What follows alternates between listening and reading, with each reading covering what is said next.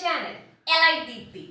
ఈరోజు నేను చేసి చూపించబోయే రెసిపీ పేరు, ఆ రెసిపీ ఏంటో, దానికి కావాల్సిన పదార్థాలు ఏంటో ఈరోజు మనం చూద్దాం.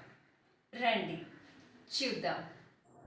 ఫ్రెండ్స్, ఈ జిలేబీ ప్రిపేర్ చేసుకోవడానికి మనకి కావాల్సిన పదార్థాలు ఏంటంటే 1 కప్పు మైదా పిండి, 3/4 కప్పు బెల్లం, 3 కప్పుల పెరుగు, 2 స్పూన్ల బొంబాయి రవ్వ, రుచికి సరిపడినంత ఉప్పు, యాలకుల పొడి, అంతేకాకుండా ఫుడ్ కలర్. నేను ఎల్లో కలర్ని తీసుకున్నాను, మీకు నచ్చిన కలర్ని మీరు ఎంచుకోవచ్చు. అంతేకాకుండా కొంచెం సోడా, వంట సోడా కూడా మనకు కొంచెం చిటికెడు కావాలి. కానీ నేను ఈ వంట సోడాని స్కిప్ చేసి ఒక ఎక్స్పెరిమెంట్ లాగా నేను ప్రిపేర్ చేస్తున్నాను. ఇది కుదిరితే కుదిరిందనే చెప్తాను ఫ్రెండ్స్, కుదరకపోతే మీరు వంట సోడాని మాత్రం యూజ్ చేయండి అనే విషయం మీకు వీడియో చివరిలో నేను మీకు చెప్తాను. ఫ్రెండ్స్, ఇప్పుడు ముందుగా మనం ఒక బౌల్ తీసుకొని ఆ బౌల్లో ముందుగా అనుకున్న కప్పు మైదాని వేసేసుకుందాం.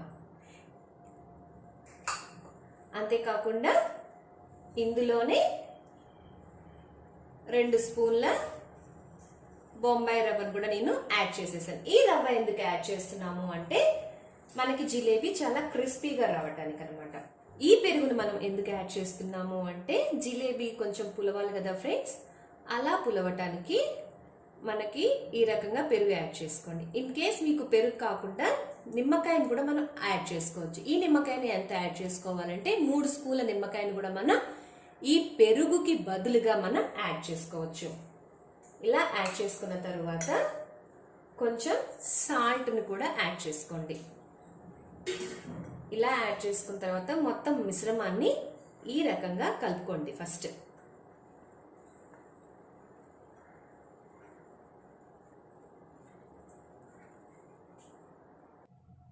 ఈ మిశ్రమంలోనే నేను కొంచెం ఫుడ్ కలర్ను కూడా యాడ్ చేస్తున్నాను. ఈ food colour yellow food colour అంట, కొంచెం అంటే కొంచెం యాడ్ చేసుకోండి. మీరు ఇంట్లో హైజీనిక్గా తయారు చేసుకోవాలి అంటే మాత్రం ఈ ఫుడ్ కలర్ని కంప్లీట్గా మీరు అవాయిడ్ చేసేసుకోండి. చూసారు కదా, ఈ ఫుడ్ కలర్ నేను కొంచెం అంటే కొంచెం తీసుకున్నాను. చూసారా, ఇది కంప్లీట్ ఎల్లో కలరు. ఇప్పుడు ఏం చేద్దాము అంటే కొంచెం కొంచెంగా వాటర్ని కూడా మనం యాడ్ చేసుకుందాం. ఈ రకంగా వాటర్ యాడ్ చేసుకోవాలి. మనం 1 కప్పు మైదా పిండి తీసుకున్నాం కాబట్టి 1 కప్పు దాకా మనకి వాటర్ ఖచ్చితంగా పడుతుంది. ఈ కన్సిస్టెన్సీ ఎలాగ రావాలనేది కూడా నేను మీకు చూపిస్తాను. వాటర్ చాలా ఎక్కువే పడుతుంది. ఎంతైతే మనం పిండి తీసుకున్నామో అంత వాటర్ ఖచ్చితంగా పడుతుంది. ఎందుకంటే ఇది కొంచెం జారుడుగా కాకుండా అలాగని గట్టిగా కాకుండా ఒక రకమైన కన్సిస్టెన్సీలో మనం కలుపుకోవాలి. ఆ కన్సిస్టెన్సీని మీకు ఇప్పుడు చేసి చూపిస్తాను.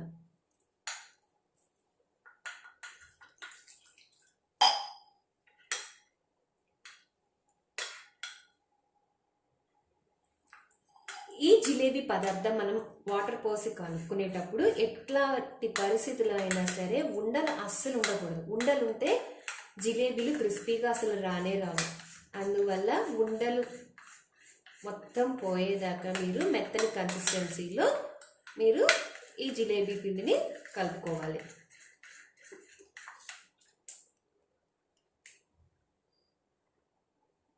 ఇప్పుడు ఈ రకంగా మనం కలుపుకున్న తర్వాత కన్సిస్టెన్సీ ఈ రకంగా ఉండాలి. చూసారు కదా ఫ్రెండ్స్, ఈ రకమైన కన్సిస్టెన్సీ రావాలి. ఇప్పుడు ఈ పిండిని ఒక పావు గంట పక్కన పెట్టుకుందాం. ఇందులో మనం ఇప్పుడు ఏం చేద్దాము అంటే బెల్లం పాకాన్ని మనం ప్రిపేర్ చేసేసుకుందాం. ఇప్పుడు మనం తీసి ప్రస్తుతానికి పక్కన పెట్టేసేసేద్దాం మూత పెట్టి. ఫ్రెండ్స్, ఇప్పుడు మనం ఒక ప్యాన్ తీసుకొని ఆ ప్యాన్లో మనం ముందుగా మ్యాష్ చేసి రెడీగా పెట్టేసుకున్న బెల్లాన్ని మనం యాడ్ చేసుకోవాలి. ఇలా యాడ్ చేసుకున్న తర్వాత మనం 3/4 కప్పు బెల్లం తీసుకున్నాం కదా ఫ్రెండ్స్, దానికి మనం 1/2 కప్పు వాటర్ని కానీ అంతకన్నా కొంచెం తక్కువ వాటర్ని కానీ మనం యాడ్ చేసుకోవాలి. నేను కొంచెం తక్కువ వాటర్ పోస్తున్నాను, 1/2 కప్పు కన్నా కొంచెం అంటే కొంచెం తగ్గించాను.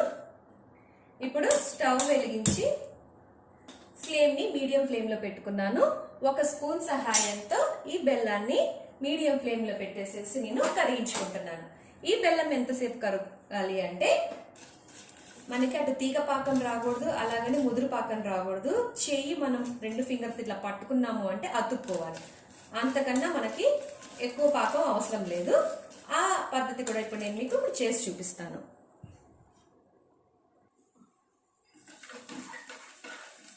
ఎట్టి పరిస్థితుల్లోనూ ఫ్లేమ్ని మీడియం ఫ్లేమ్లోనే ఉంచుకోండి ఫ్రెండ్స్.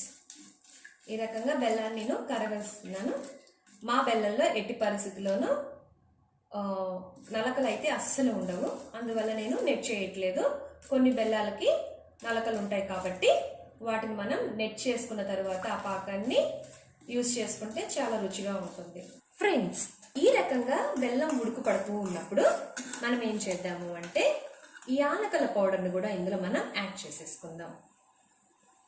నేను ఇందులో నిమ్మరసాన్ని కూడా యాడ్ చేస్తున్నాను. 3 స్పూన్ల నిమ్మరసాన్ని నేను యాడ్ చేస్తున్నాను.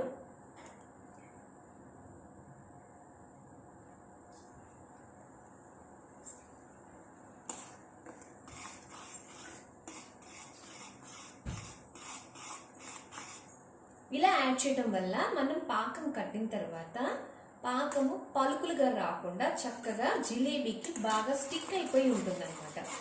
అందువల్ల మనం ఈ నిమ్మరసాన్ని యాడ్ చేసుకుంటున్నాం.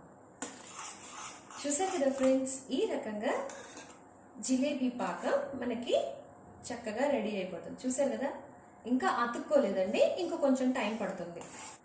అంతేకాకుండా నేనేం చేస్తున్నానంటే చివరగా ఒక 2 స్పూన్ల షుగర్ని కూడా యాడ్ చేస్తున్నాను. ఇలా యాడ్ చేయడం వల్ల జిలేబీ చాలా చాలా రుచిగా ఉంటుంది. ఈ పంచదార, ఈ బెల్లం ఇవన్నీ కలిసి జిలేబీ యొక్క రుచి చాలా చాలా బాగుంటుంది అనమాట.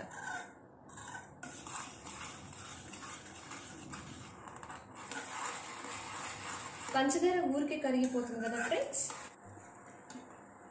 చూసారు కదా, చూస్తుండగానే పంచదార కరిగిపోయింది.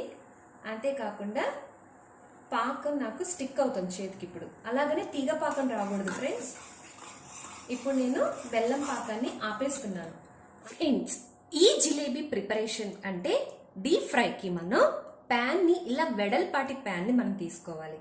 ఇలా వెడల్పాటి ప్యాన్ తీసుకోవటం వల్ల ఉపయోగం ఏంటి అంటే జిలేబీని మనం ఒత్తుకునేటప్పుడు కొంచెం స్పేషియస్గా ఉండటం వల్ల మనకి కొంచెం ఎక్కువ జిలేబీలు ఒత్తుకోవచ్చు. అంతేకాకుండా డీప్ ఫ్రైకి ఎక్కువ ఆయిల్ కూడా మనం యాడ్ చేయాల్సిన అవసరం కూడా ఉండదు. అందువల్ల ఇలాంటి వెడల్పాటి ప్యాన్ని, లోతు తక్కువగా ఉన్న ప్యాన్ని మనం తీసుకోవాలి. చూసారు కదా ఫ్రెండ్స్, ఇందులో నేను ఆయిల్ని పోసేసాను. ఈ ఆయిల్ నేను కనీసం సగం వరకే పోసాను, ఎక్కువ వరకు అయితే నేను పోయలేదు. ఇప్పుడు మనం ఈ ఆయిల్ని డీప్ ఫ్రైకి సరిపడా వేడి దాకా మనం కాగబెట్టుకుందాం. ఇందులోకి మనం ఏం చేద్దాము అంటే జిలేబీకి కావాల్సిన పిండిని ఒక కవర్లోకి మార్చుకున్నాం. ఆ ప్రాసెస్ నేను మీకు ఇప్పుడు ఎక్స్ప్లెయిన్ చేస్తాను. ఇప్పుడు మనం ఒక పాల కవర్ని తీసుకొని ఈ గ్లాస్లో పెట్టేసేసుకున్నాం.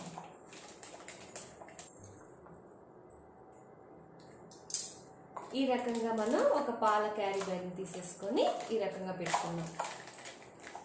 పెట్టేసుకుని మనం ముందుగా ప్రిపేర్ చేసుకుని రెడీగా పెట్టుకున్న జిలేబీ పిండి ఉంది కదా ఫ్రెండ్స్, ఇది ఉండలు కట్టకుండా చక్కగా కలుపుకున్నాం కదా. ఒక పావు గంట పక్కన పెట్టేసేసాను.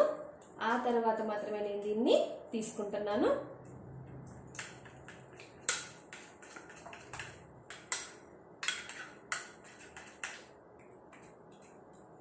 ఇప్పుడు ఈ పిండిని ఈ గ్లాస్లోకి మార్చుకుందాం.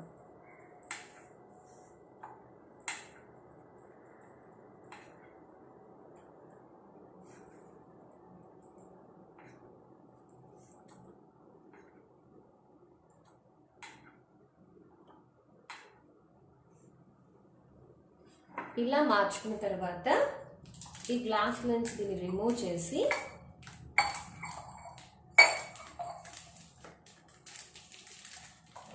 ఇలా గట్టిగా తిప్పుకొని ఒక రబ్బర్ బ్యాండ్ కానీ ఎయిర్ టైట్ కంటైనర్ కానీ మీరు పెట్టుకోండి. ఇలా చేసిన తర్వాత నేను రబ్బర్ బ్యాండ్ వేసేసేసాను ఫ్రెండ్స్. ఇలా వేసుకున్న తర్వాత చివర్లో సన్నగా కట్ చేసుకోండి. మరీ ఎక్కువ కట్ చేసుకోకండి ఫ్రెండ్స్. ఏమాత్రం ఎక్కువైందంటే జిలేబీ సైజు పెద్దది అయిపోతుంది. చూసారు కదా ఎంత సన్నగా వచ్చిందో. ఇంతకన్నా మనం ఎక్కువ కట్ చేసుకోకూడదు. ఫ్రెండ్స్, నూనె అయితే చక్కగా వేగిపోయింది. ఇప్పుడు మనం ఫ్లేమ్ని లో ఫ్లేమ్లో పెట్టుకుందాం, ఎందుకంటే బాగా కాగిపోయి ఉంది కదా ఫ్రెండ్స్. అందువల్ల ఇప్పుడు ఈ జిలేబీల్ని ఒత్తుకుందాం.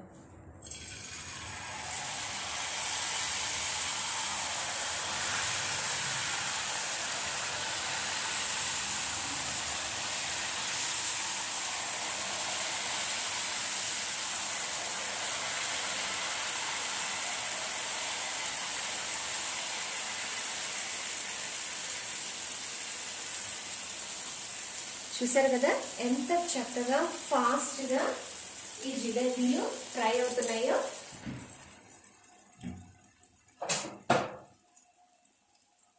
ఇప్పుడు మనం వేరే సైడ్ కూడా మనం ఈ జిలేబీల్ని తిప్పుకుందాం.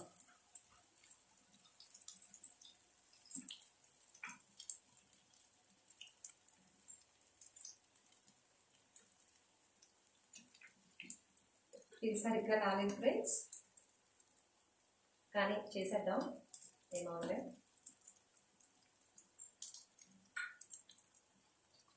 ఈ రకంగా మనం వేయించుకోవాలి.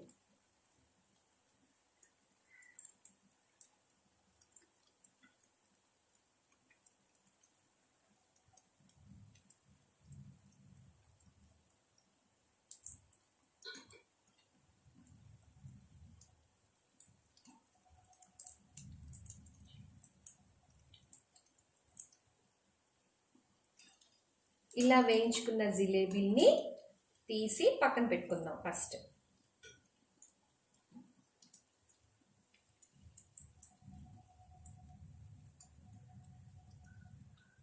ఈ రెండు చాలా ఫాస్ట్గా వేగిపోయినాయి, అందువల్ల నేను పక్కన పెడుతున్నాను ముందు.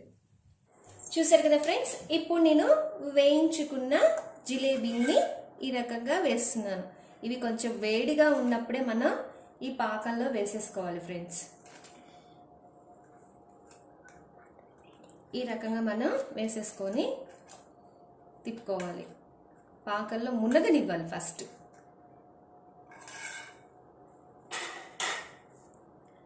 ఈ రకంగా మనం మునగనివ్వాలి ఫస్ట్.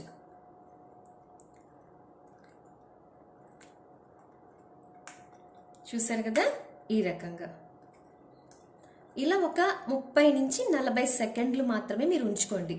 అంతకన్నా మనం ఎక్కువసేపు ఉంచాల్సిన అవసరం లేదు. ఇంకా అంతే, ఇంకా తీసేసేసుకోవచ్చు.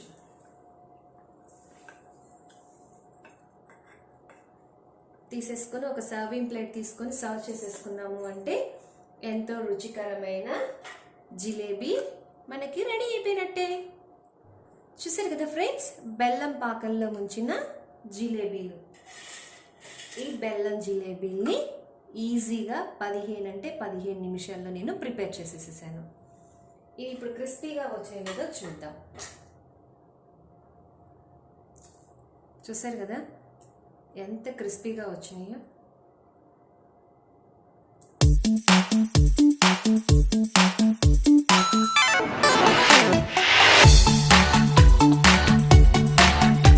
మరిన్ని రెసిపీస్ మీరు చేయాలనుకుంటే ఎలైట్ దీప్తి ఛానల్ని చూడండి.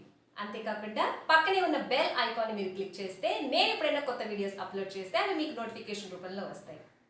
అంతేకాకుండా లైక్ చేయండి, షేర్ చేయండి, కామెంట్ చేయండి. Thank you for watching my channel. Thanks for your support. మీ ఎలైట్ దీప్తి.